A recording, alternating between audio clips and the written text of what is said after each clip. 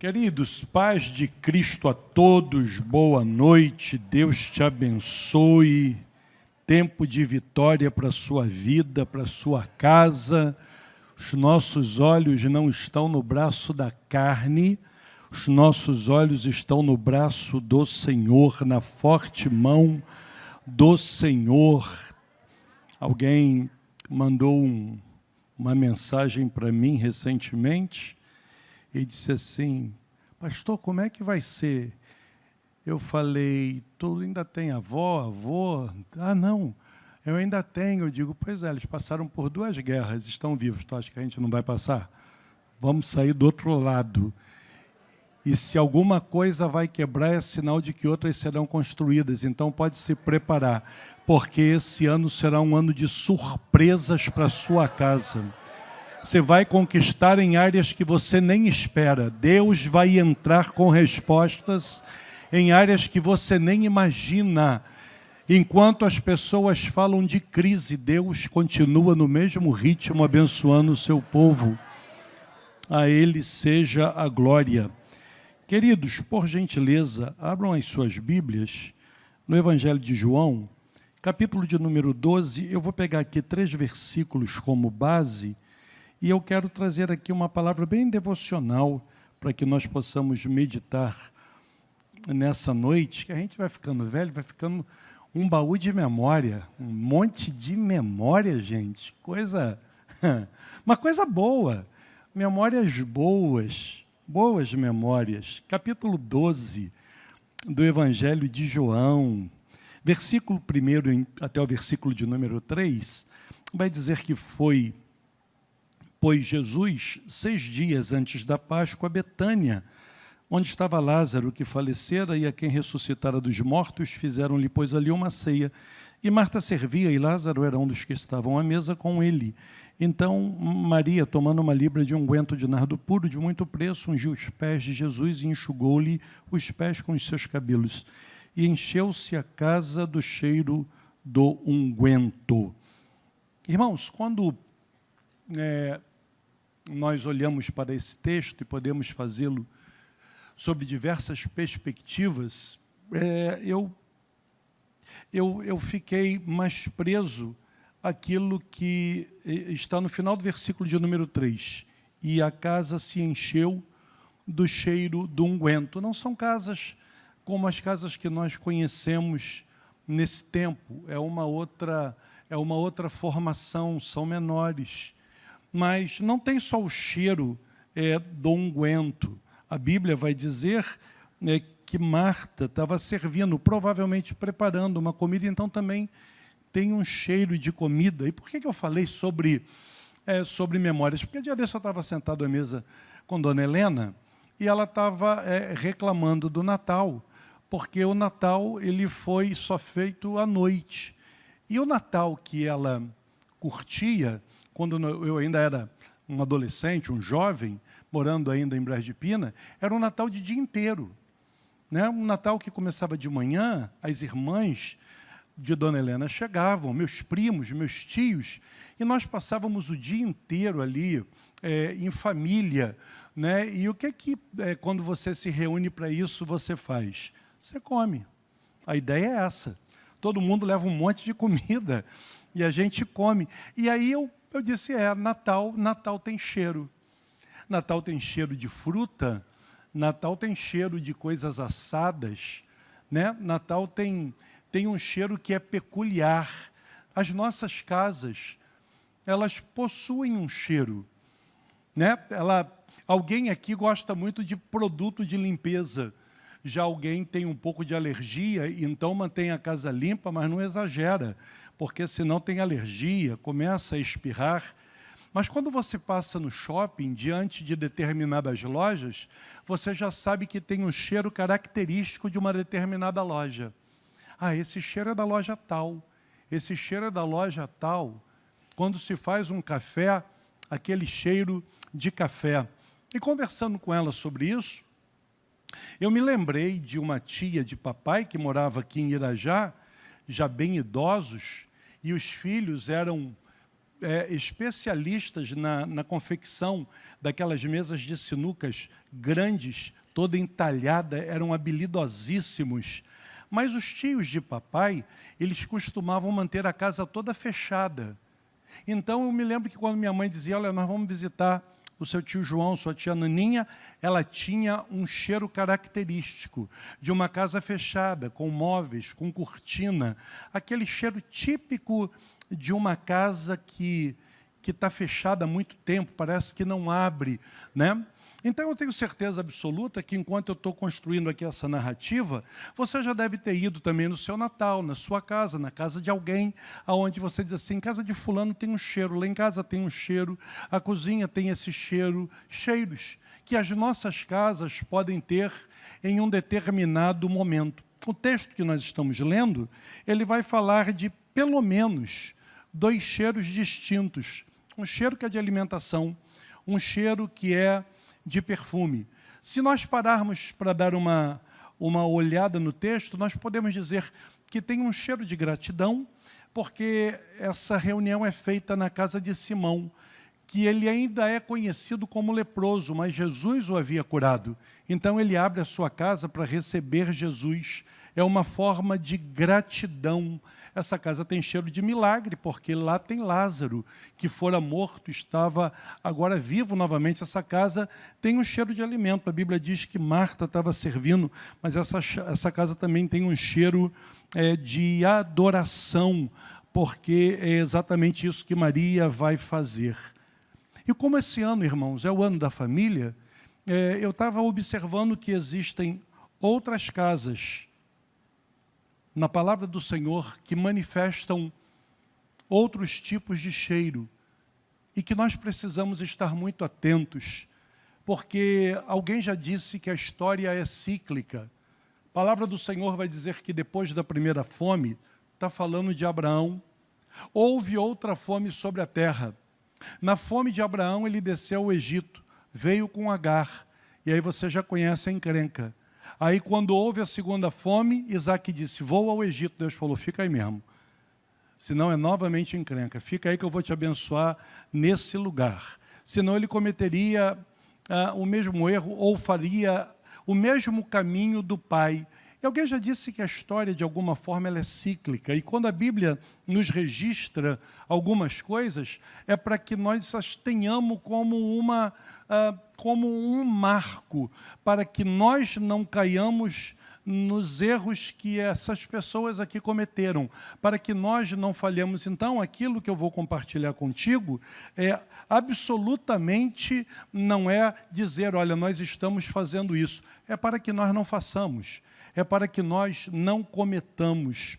Quando eu olho para a palavra do Senhor, em Gênesis capítulo de número 27, eu vejo uma casa onde tem cheiro de desarmonia, onde tem um pai que tem um coração inclinado para um filho, uma mãe que tem um coração inclinado para o outro filho.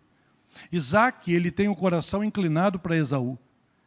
Rebeca tem o coração inclinado para Jacó.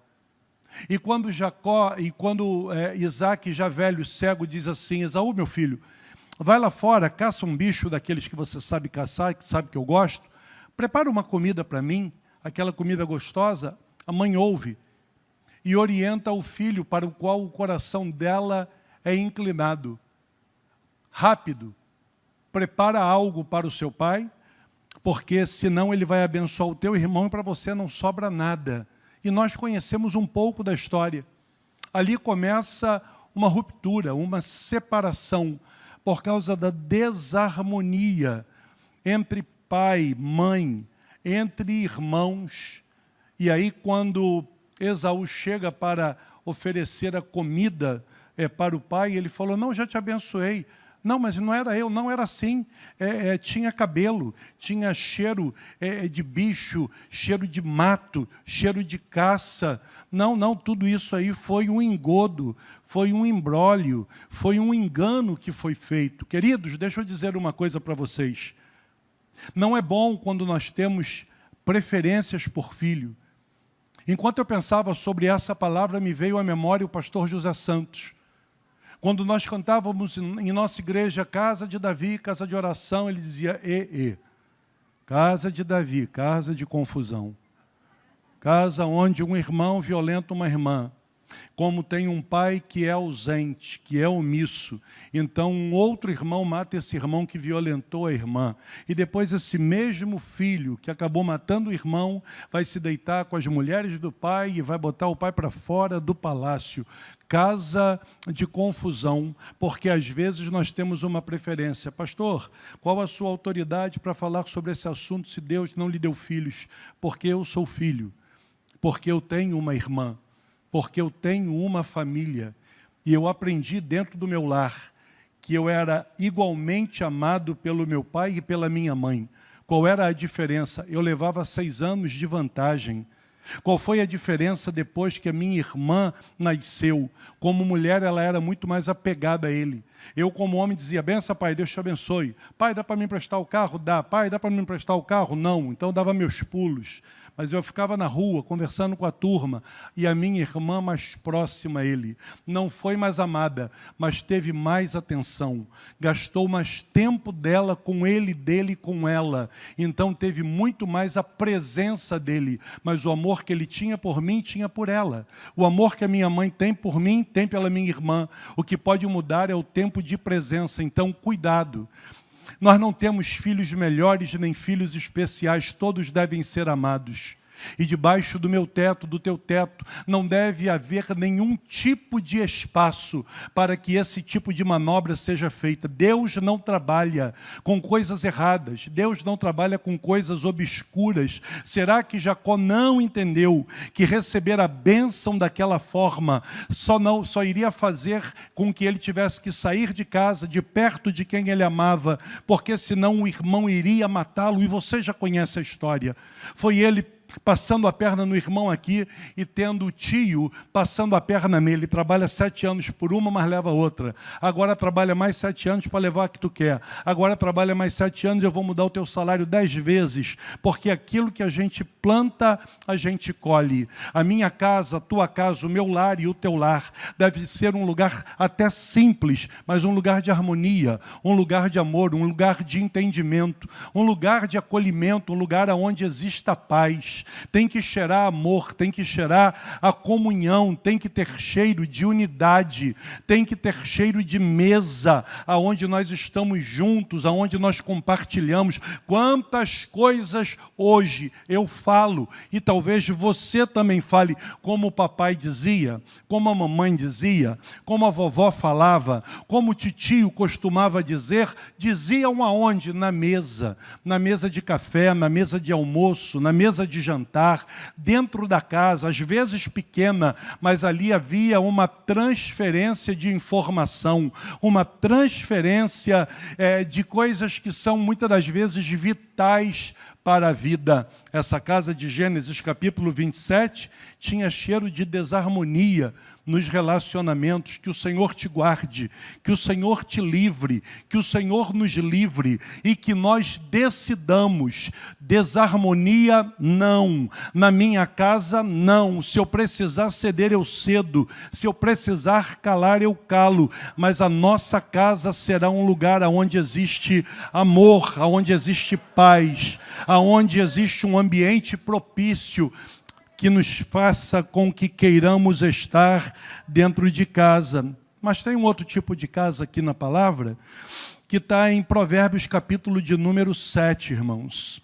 Esse capítulo, ele é dedicado a um jovem incauto, um jovem distraído, um jovem inocente, um jovem bobo, que vai sair. E a Bíblia vai dizer que uma mulher que a Bíblia chama de alvoroçada, ela vai ali sair ao encontro. Ela não é uma pessoa descompromissada. O texto vai dizer que ela tem um marido, mas chega num determinado momento, no versículo 18, que ela vai fazendo uma proposta a ele e vai dizer: olha, vem, vamos lá para casa, vamos nos saciar de amor.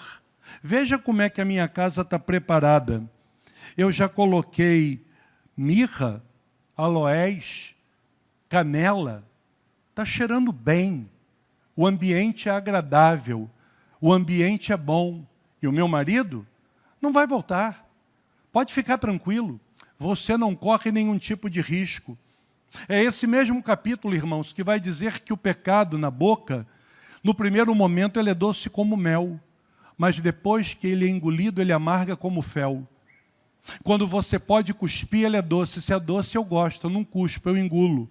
E quando eu engulo, ele é amargo, mas eu não quero mais, mas agora não dá para cuspir, porque ele já desceu. O que a Bíblia vai dizer sobre esse moço é como um boi, ele está indo para o matadouro. E aí eu me lembrei de uma coisa que a minha avó dizia. Ela dizia, meu filho, o boi de jugo, o boi de canga, normalmente o dono da fazenda, ele não mata, morre de velho. Porque ele já está tão acostumado, quando ele é tirado lá do curral, ele já abaixa a cabeça, porque ele está acostumado a colocar a canga nele. Então, quando puxa, ele abaixa a cabeça. Aí o fazendeiro diz, deixa ele aí, deixa ele morrer de velho. Ele já trabalhou tanto tempo, deixa ele aí, não vou matar ele mais não. A Bíblia vai dizer que o que ele não sabe é que a flecha do destino vai lhe transpassar e ele vai morrer por causa disso. Queridos, eu estava lendo uma reportagem preocupante, que vai dizer que a maioria das separações, dos divórcios hoje, se devem muito mais à parte financeira do que à parte de traição. Traição vem em segundo lugar, e você sabe qual é uma das 5 maiores causas de separação em divórcio? E eu estou falando para um povo adulto: masturbação, sexo solitário, sexo egoísta em um tempo de pós-modernidade marcado pelo hedonismo. Eu faço aquilo que me dá prazer, não vou gastar tempo com ela, não vou gastar tempo com ele, posso fazer rapidamente, posso me satisfazer, ele que se vire, ela que se vire. Isso está acontecendo dentro de casas, onde existe um marido e uma mulher. Sabe por quê, queridos? Porque a pornografia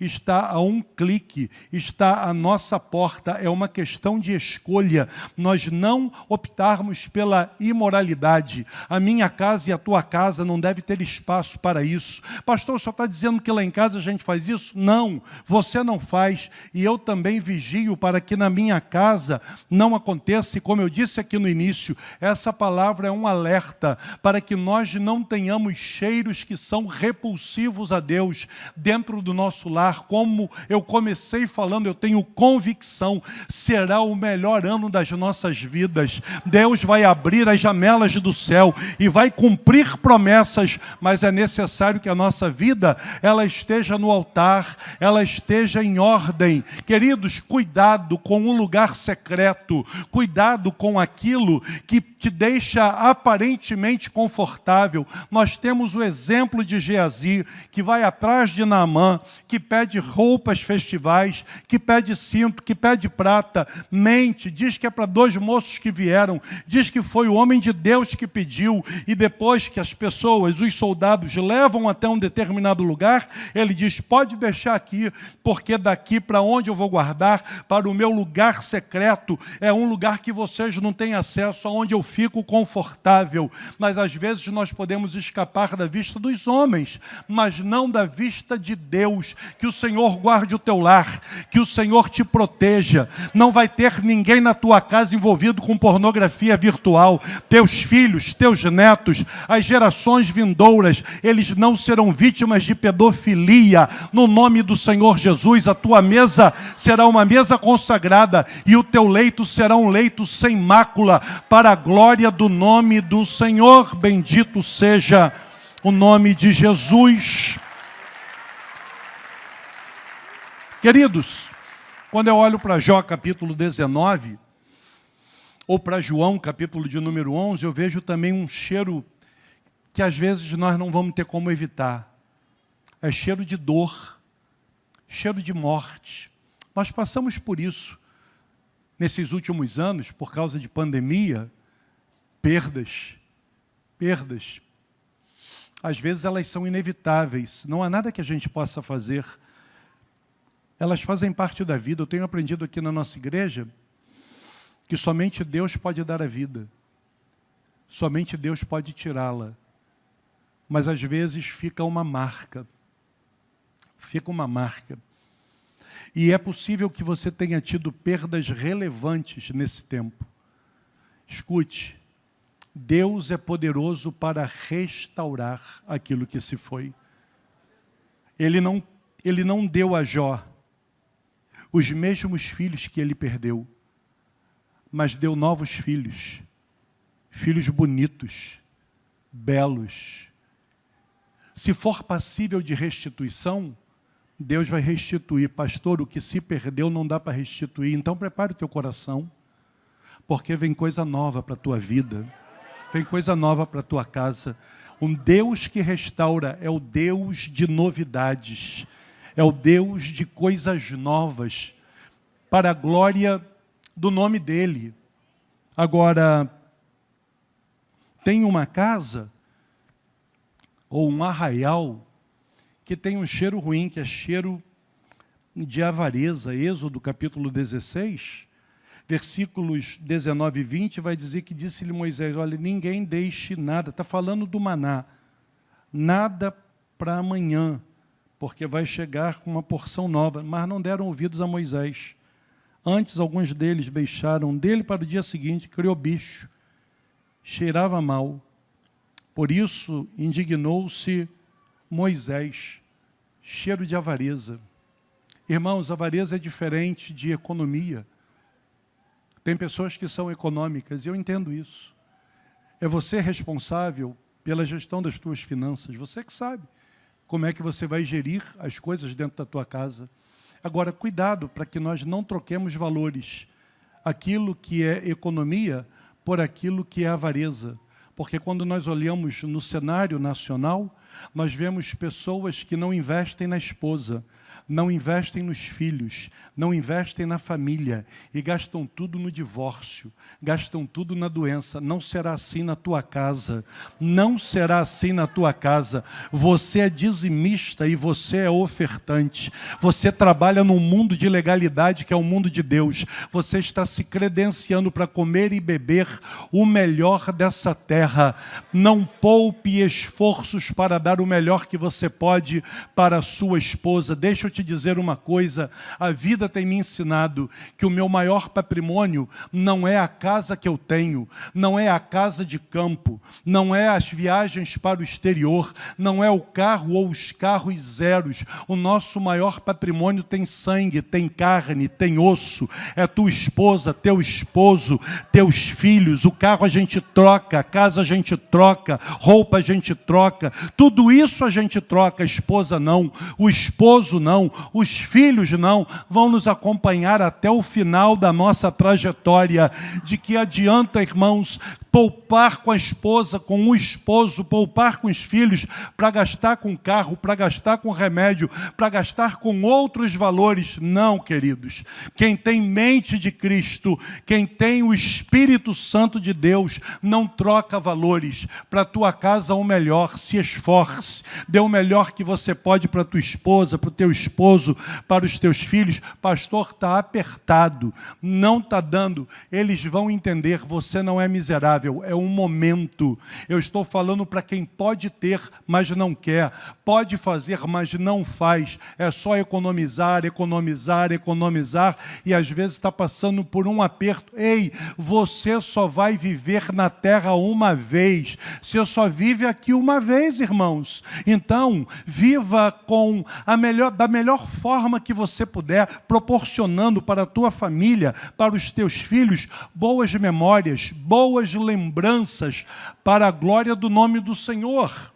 Agora, quando eu olho para essa casa, eu vejo que Maria, ela vai tomar uma atitude que vai ser determinante para o cheiro da casa. A casa não é conhecida pelo cheiro do alimento, ela vai ser conhecida pela fragrância do unguento, do perfume, daquilo que ela fez. E você já conhece exatamente as aplicações desse texto. Primeira coisa que ela vai fazer, ela vai precisar quebrar o frasco, porque esse tipo de perfume, ele não vinha em um recipiente com uma tampa, com rosca, não. Ele vinha como que numa ampola que precisava ser quebrado, e uma vez quebrado, aí poderia se extrair o que estava dentro dele, o líquido, ou que estava contido naquele invólucro, naquele recipiente. Então, para ela extrair esse perfume, teve que quebrar o frasco. Deixe-me te dizer uma coisa. Quando eu fazia faculdade, eu tive 2 colegas de turma que diziam que acordavam cedo para trabalhar e depois ficavam procurando um bar para beber. Por quê? Porque eles diziam, porque qualquer lugar onde eu parar para beber é melhor do que a minha casa. A minha casa é um inferno. A minha casa é um lugar para onde eu não gosto de ir.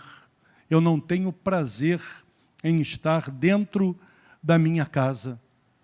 Muitas das vezes não é por causa da cor da casa, não é por causa dos móveis, mas é por causa do ambiente que se formou dentro do lar.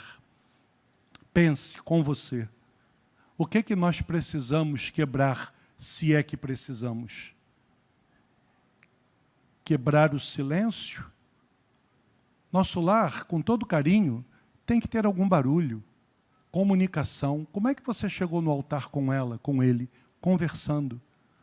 Tudo era uma desculpa para sair para comer alguma coisa, para estar junto. E depois nós substituímos a comunicação pelo silêncio. E normalmente os homens ainda dão uma desculpa, não, vou ficar calado para não me aborrecer. Mentira. Às vezes é falta de coragem para abordar os problemas que estão permeando o lar e que podem ser resolvidos. Estava lendo uma reportagem dia desse.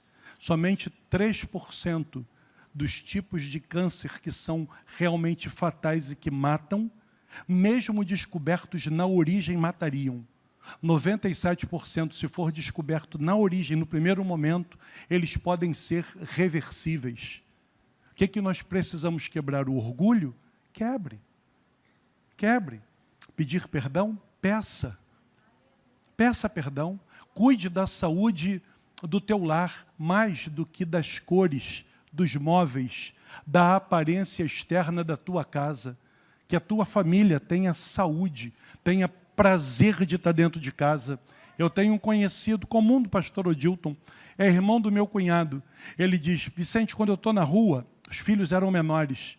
Ele dizia, eu estou na rua com os meus filhos e eles querem ir embora para casa, porque eles têm prazer de estar em casa comigo, com a Cláudia, porque nós batemos papo, vamos para a piscina, faço uma pipoca, a gente vê um filme, o ambiente é bom. A minha casa e a tua casa tem que ser aquele lugar que quando a gente está longe, a gente tem vontade de voltar correndo, porque ali existe um ambiente, um perfume de paz, um perfume de harmonia, existe uma voz de perdão. Qual é o problema de pedir perdão? Peça.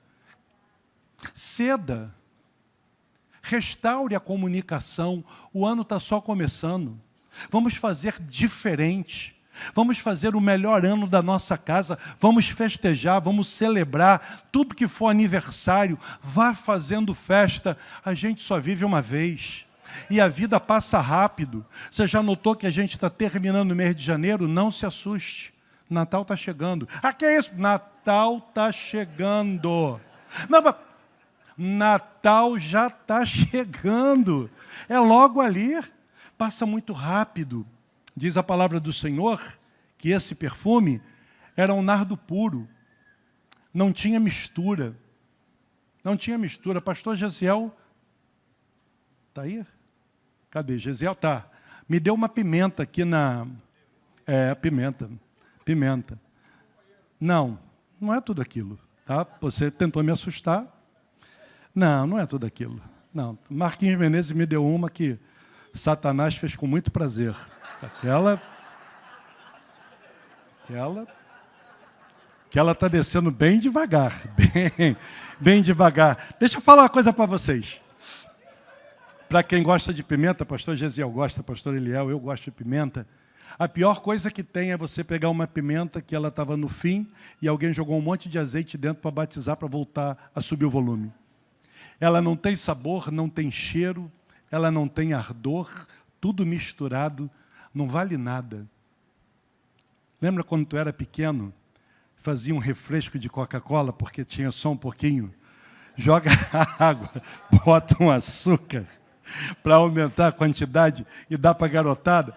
Né? Quem gosta de refrigerante, às vezes tem um copo, quer dividir, pelo amor de Deus, não dá para uma pessoa. Que dividir, me olha, bebeu, então tu bebe. Né? A pessoa vai lá, não joga água, joga um açúcar, faz uma... Não é nem refresco, nem refrigerante. É uma mistura. O que ela vai fazer é colocar um perfume puro. Você nunca fez isso. Você não. Mas eu que sou mais antigo, passava no supermercado Leão. Você não sabe. Não me diga, meu Deus, você não lembra dele. Na estação de Brás de Pina? Mentira. Depois virou igreja. Aqui, eu entrava lá para comprar um perfume chamado Sândalos. É o que dava. Não ri não, mas pelo menos eu não fedia, Gisele. Aqui, comprava um perfume Sândalo.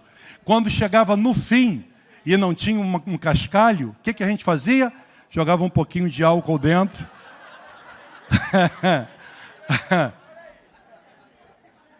Tu também fazia. Se hoje fosse dia de ceia, ia ter muito concerto aqui, viu? Aí aquele shampoo tá no finzinho, tu joga só um pouquinho de água.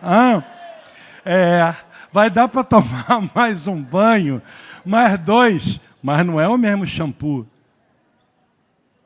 Ela não deu nada misturado para Jesus.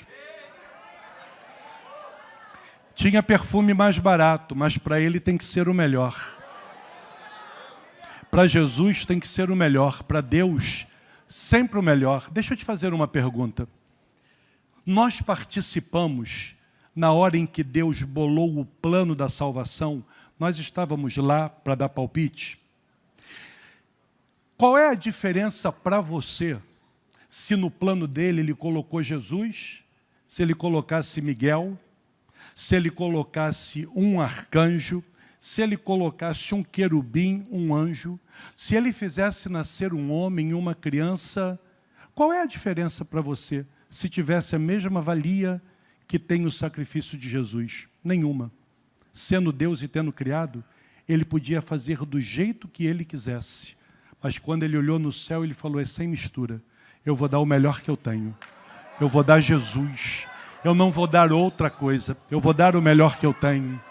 Que nós possamos dar para Deus sempre o melhor que nós pudermos. E ela vai dar um perfume que era caro. Queridos, tem coisas que são caras e outras que têm valor. A tua mulher não é cara, ela tem valor. O teu marido não é caro, tem valor.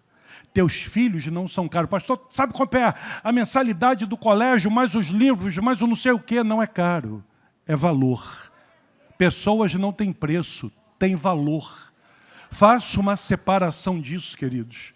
Aqui tem coisas que nós não podemos economizar. Dia desse, um jovem pastor disse assim, pô pastor, eu estou meio enrolado, vou ter que fazer um casamento. O senhor tem lá uma mensagem para mandar para mim? Sim, eu digo, vou mandar. Aí mandei a mensagem.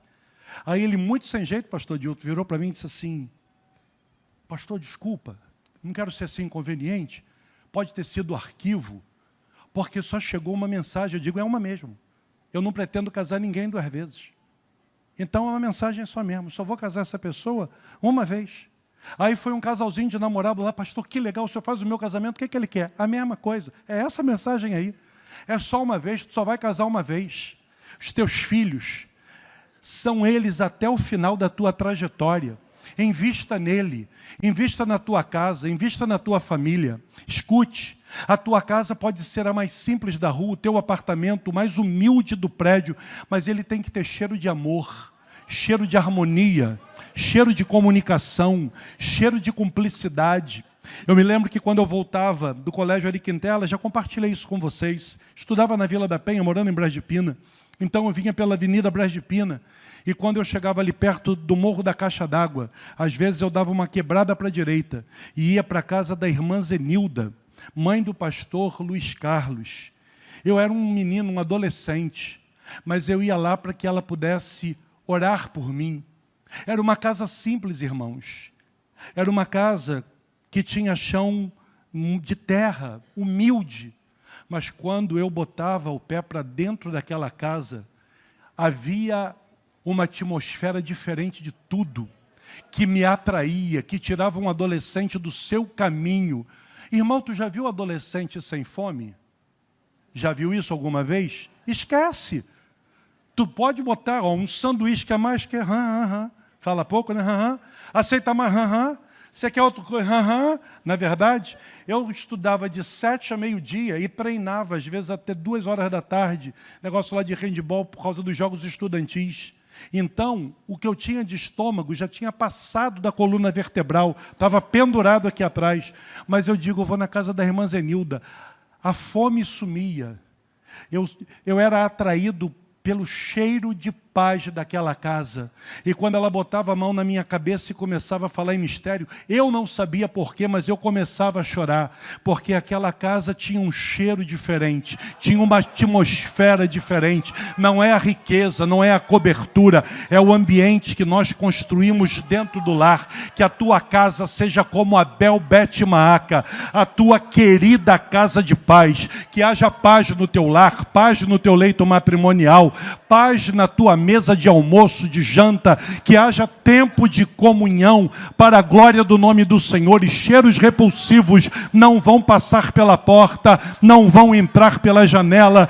Que o Senhor blinde o teu lar, blinde teu matrimônio, blinde a tua família. Tu não vai perder ninguém para o diabo, tu não vai perder ninguém para essa geração. Você vai entrar com a tua família no céu, e antes disso tu ainda vai produzir na terra, e o nome do Senhor será glorificado na tua casa, na tua família, e que assim seja, para a glória do nome do Senhor.